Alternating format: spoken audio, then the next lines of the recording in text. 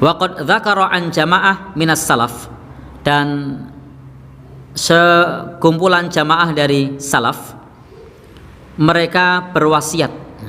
Jadi mereka berwasiat. Ini terkait mengenai masalah membacakan Al-Qur'an di kuburan. Wa qad dzakara, dan ini ada yang menyebutkan bahwasanya sebagian segolongan dari salaf mengatakan annahum ausu, bahwasanya mereka berwasiat ayaqra'a inda kuburihim, untuk membacakan Al-Qur'an di sisi kuburnya pada waktu penguburannya. Ini diantara yang disebutkan oleh Imam Ibnu Qayyim Al-Jauziyah.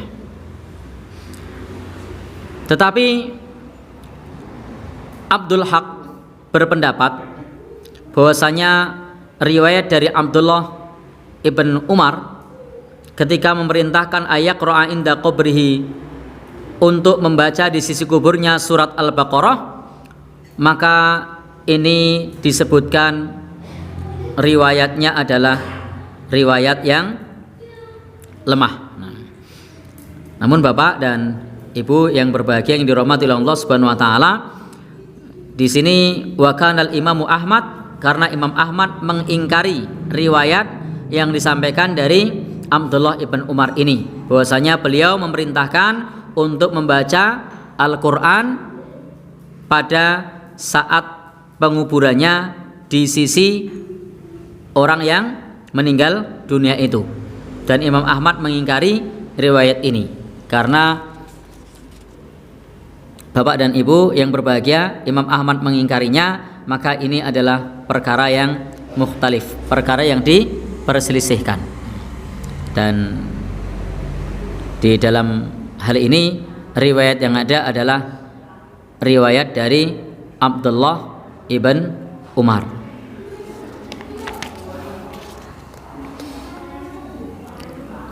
Baik, Bapak dan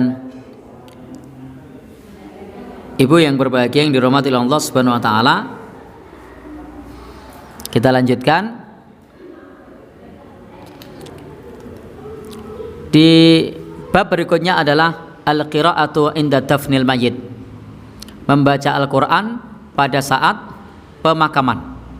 Jadi hukum membaca Al-Qur'an pada saat pemakaman, atau kitab al-qira'ah indal kubur, membaca Al-Qur'an di kuburan. Bapak Ibu-ibu yang berbahagia, di sini dikisahkan bahwasanya ketika kita memasukkan jenazah ke liang lahat, ada riwayat dari Al-Abbas ibn Muhammad.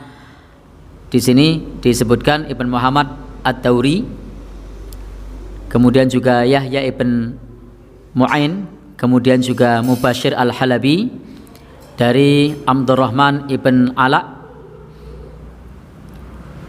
dan Ibn, apa ini bacanya? Jadi di sini dari Abdurrahman, nama orang ini ya, Ibn Al-Ala Ibn Al-Jalaj an Abihi. Dia berkata bahwasanya bapaknya berpesan ketika dimasukkan ke liang lahat, kemudian berkata Bismillah wa ala sunnati Rasulillah. Jadi ini diantara pada saat memakamkan hendaknya mengucap Bismillah wa ala sunnati Rasulillah. Ada riwayat yang lain Bismillah wa ala millati Rasulillah. Kemudian setelah itu menaburkan tanah. Menaburkan tanah itu apa ya? Ngurugi. Bahasa Indonesia ini apa tuh? Apa? Mengubur. Menimbun ya. Jadi sembari kemudian menimbunnya. Kemudian waqra' inda ra'si bi Fatihatil Baqarah, dan bacakanlah Al-Qur'an di sisi kepalaku, pembukaan surat Al-Baqarah dan juga penutupnya. Fa inni sami'tu, karena aku mendengar dari Abdullah ibn Umar, dari Abdullah ibn Umar, yaqulu dzalika, berkata seperti itu. Nah, jadi dalam hadis riwayat Abdullah ibn Umar di sini disebutkan untuk membaca Bismillah wa ala sunnati Rasulillah, kemudian ditimbun, dan di sisi kepalanya ada yang membacakan pembukaan surat Al-Baqarah dan penutup surat Al-Baqarah. Riwayat hadis ini hadal hadisu isnaduhu dha'ifu jiddan. Jadi hadis ini riwayatnya adalah dhaif jiddan. Mas Roni jangan keburu nyatet dulu. Nah. Ya. Jadi hadis ini riwayatnya dha'ifu jiddan. Jadi ini dhaif jiddan. Hadal hadis isnaduhu dha'ifun jiddan. Hadis ini riwayatnya atau isnadnya sangat dhaif karena di sana ada Mubashir Al-Halabi yang riwayatnya ini adalah matruk. Maka tidak bisa dijadikan sebagai sandaran untuk dalil. Maka tidak perlu diamalkan membacakan Al-Qur'an di sisi kepala orang yang meninggal dunia pada saat dikuburkan. Hadisnya ada enggak? Ada. Mana? Ya ini sudah kita baca. Saya tadi sengaja membaca hadisnya dulu, isnadnya belakangan. Jadi kelihatan serius banget Mas Roni ya. Baik. Jadi di sini tidak ada tuntunan yang semacam itu karena memang isnadnya di sini sangat-sangat dhaif sekali. Sehingga kita tidak perlu mengamalkan yang demikian. Kemudian ada pernyataan dari Abbas Ad-Dauri, dia bertanya kepada Imam Ahmad bin Hanbal. Untuk apa? Dia bertanya, apakah engkau membaca Al-Quran di atas kubur atau di kuburan? Faqala, jawaban Imam Ahmad ibn Hanbal, la, tidak. Jadi Imam Ahmad ibn Hanbal mengatakan tidak membaca Al-Quran di kubur. Kemudian pada saat itu pernah suatu saat ada seseorang yang bersama dengan Imam Ahmad ibn Hanbal, yakni disebutkan oleh Al-Khalal telah mengabarkan kepadanya Al-Hasan ibn Ahmad, telah mengabarkan kepadanya Ali ibn Musa Al-Haddad, dan beliau adalah orang yang bisa dipercaya. Kemudian berkata, kuntu ma'a Ahmad ibn Hanbal, aku bersama dengan Imam Ahmad ibn Hanbal dan Muhammad ibn Qudamah Al-Jauhari pada saat itu di sisi jenazah. Maka ketika mayit itu dikuburkan, jalasa rajulun, ada seorang laki-laki yang duduk di sana, seorang laki-laki yang buta, yaqra indal qabri, yang membaca Al-Quran di sisi kuburan. Faqala lahu Ahmad, maka Imam Ahmad berkata. Jadi pada saat itu Imam Ahmad menjumpai ada orang yang membaca Al-Quran di kuburan. Kalau sebelumnya tadi Imam Ahmad ditanya oleh Abbas Ad-Dauri, dia bertanya, pertanyaannya apa? Apakah engkau membiasakan membaca Al-Quran di atas kubur? Maka jawabannya tidak. Nah, di bagian yang kedua ini adalah ketika ada orang yang menguburkan jenazah, ada orang yang duduk di sisi kubur tersebut membaca Al-Quran. Faqala lahu Ahmad, maka Imam Ahmad bertanya, maka berkata, ini kata Imam Ahmad ya, ya hadza innal qira'ata indal qabri bid'atun. Ini kata Imam Ahmad, bukan kata saya ya. Bahwasanya Imam Ahmad mengatakan, wahai orang ini, sesungguhnya membaca Al-Quran di sisi kubur itu adalah bid'ah. Ini pendapat yang pertama dari Imam Ahmad, karena nanti ada pendapat yang kedua, jadi jangan keburu dulu.